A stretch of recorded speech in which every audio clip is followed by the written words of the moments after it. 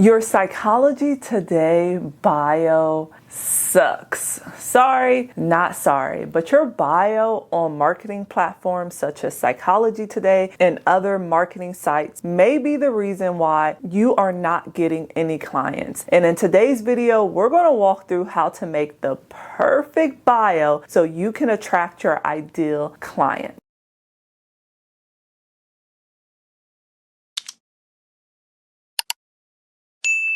Hi, my name is Shan. Welcome back to my channel. I'm a licensed mental health therapist, private practice owner, and digital creator. As I like to say, if you're new here, come on in, come on in. Thank you for tuning in to today's video. Make sure you like, comment, and subscribe. I make videos every single week for my mental health professionals, for my therapists, expanding your career, making additional streams of income. Anything you can think about, we have it over here on this channel. So thank you again for tuning in. In today's video, we're going to talk about your Psychology Today bio and other marketing platforms as well. Psychology Today is probably the most popular one, right? When we talk about marketing yourself to get more clients, that's the first one that comes to mind, or that's the first one that pops up on a Google search engine. So we want to make sure, since it's so much traffic and we're paying for it, that our bio is top tier. And for other marketing sites that you should also be on as well, you shouldn't only be on Psychology Today, but your bio can transfer to other marketing sites. To begin, and a lot of you guys aren't going to want to hear this, but your Psychology Today profile, you need a professional headshot. When I scroll through Psychology Today, I'm like, oh, this picture caught my attention before anything. They lean into the side, they got their little hair done, the little nice outfit. Go and get professional photos done. Go and get them done. Stop being cheap. They don't cost that much money. You can get all dolled up or all handsome and go out and get your professional headshots done, because that's the first thing a client is going to see. And yes, that is a part of your bio, and that tells, or that paints a picture for the client as well. Go out and get those professional headshots done. I just had to get that out the way in case you were questioning that. This is your answer. Go ahead and go and get them done. On these platforms, clients are scrolling quickly. They are just briefly reviewing profiles. So we want to make sure that they do not click off of yours. My first tip for you that I say all the time, that was the best thing I could have done, is niche down. Figure out the population you want to work with and speak to their pain points in your bio. I was so scared to niche down. I was so scared, because I was like, well, what if I miss out on this client?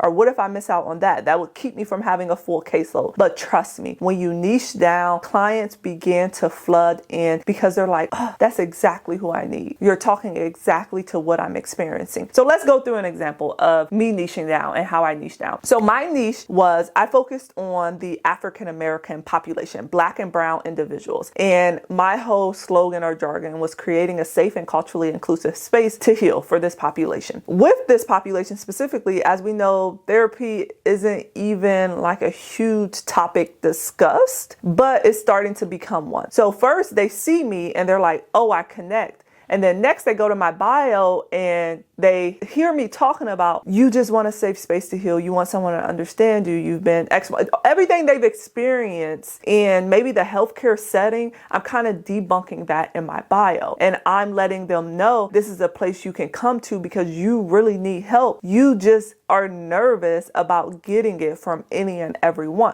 Quick pause on the video, because this might be for you. Have you been quietly thinking about starting your own private practice, but you keep pushing the thought away? Maybe you're sick and tired of productivity pressure from your job, caseload expectations, no flexibility, and you keep telling yourself, it's not the right time to start, or I just don't know where to start when it comes to building my private practice. If that thought keeps coming back to you, it's probably there for a reason. And I want to introduce you to something that I created, the Private Practice Blueprint, where I walk fully licensed clinicians through building and scaling a private practice from A to Z. Setting up your business structure, credentialing with insurance companies, marketing yourself to keep your caseload full, and even diversifying your income. It's a community and exactly what you need in order to jumpstart your private practice that you've been dying to start up. If private practice has been on your mind, then this is your time to explore it. Go ahead and click the link down below in the description and come and join us over in the Private Practice Blueprint.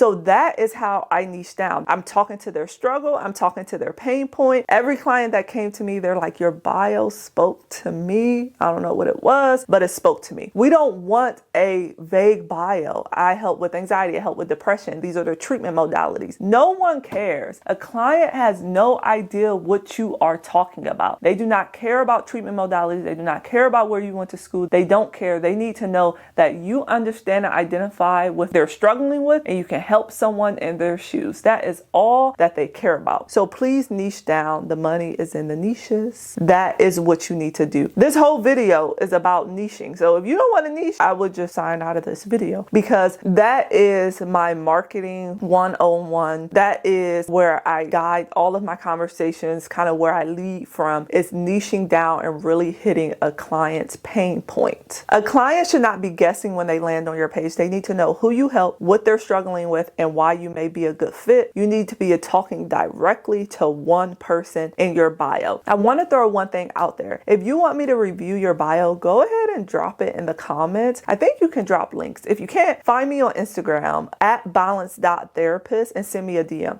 Don't find me on TikTok, because I get some crazy DMs on TikTok and I don't really check those. But find me on Instagram, balance.therapist, and send me a link to your Psychology Today profile bio or whatever other marketing platforms you may be using, and I'll review it and I'll let you know those 3 things that I just mentioned, if I was able to grab those things from your bio, and I can tell you verbatim that I know exactly who you help, or if it's too vague, send me a DM. I'm happy to review that for you if you need help and you've been struggling. I know you've probably changed your bio 16,000 times, but I want you to be able to change it in the right way where you are attracting clients and getting that professional headshot. Don't send me a DM if you don't have professional photos. I don't want to see it. I want to start with that professional photo, and then we're going to look at your bio. So if I say something like, I work with Black and Brown individuals or African American population who have struggled with finding a safe space to heal, they have experienced trauma, they've experienced X, Y, and Z, and I'm talking like that, then I want you to figure out who you're talking to. So if you work with the LGBTQ population, or if you work with Hispanic and Latinos, that's a niche. If you work with high functioning corporate women who experience anxiety, that's a niche.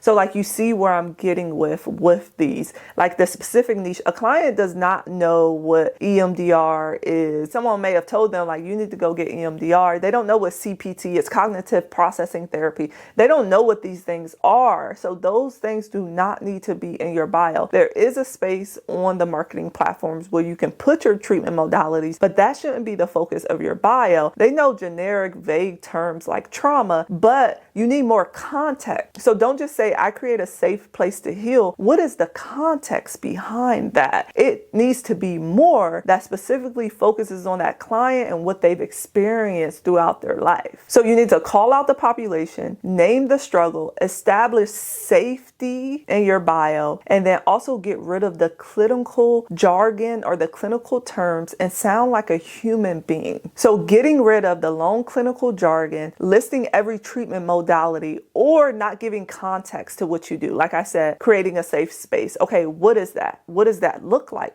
A client needs to have context behind what you are saying. Like I mentioned, your Psychology Today profile should hit 3 things: who do you help, what they're struggling with, and why you are a good fit. If you're using something like ChatGPT to help you come up with your bio, I also want you to plug in those 4 things that I said not too long ago. So when I talked about calling out the population, naming the struggle, creating a sense of safety, and getting rid of that like long clinical jargon, I want you to also tell ChatGPT to do that when it's making your bio, and then tell it to make you sound like a human, make it sound authentic, things of that nature. Don't just say, create me a bio, I help people with this. And also double down and say, does this feel like I'm hitting a niche? Does this feel like I'm hitting a pain points for a population? If you use like different AI platforms to help you write, you need to be feeding these AI platforms on exactly how you want your bio to flow. You just don't need to be putting everything in the AI slides hands or that platform hands and expecting it to spit out something well-rounded. You need to be feeding it information. So give it those 4 points and try to go off of that as a starting point for niching down and making sure you're hitting or you're focusing on your target population. My last tip I want to give you, and I give this tip in a lot of my videos, but if you are on a platform like Psychology Today, I recommend you go in there every single week and you change maybe a small thing in your bio, or you change your profile a little bit, because it's going to push you up on the algorithm. Don't ask me how it works. Don't ask me. I think they just want to see that you're active. Every time I went in there and I made a small change, I was getting more calls and I was getting more emails. It pushes you up on the algorithm. So make sure that you do that. It just shows that you're active in there and that you actually, I guess, care about your profile and getting clients. That's just a small little tip or trick that I wanted to give you to end this video. If you want to learn more or you're interested in starting a private practice, make sure you also check out down in the description my free training on starting a private practice. If you are ready to leave your 9-to-5 or start something part-time, you want to start something part-time, or if you just need more help in general, make sure you check out that free training. You will not regret it, because I go more in depth. I niche down in the video and I really hit pain points when it comes to therapists and what we experience in this field. Like always, come back for next week's video. Make sure you like, comment, and subscribe, and I'll catch you guys later.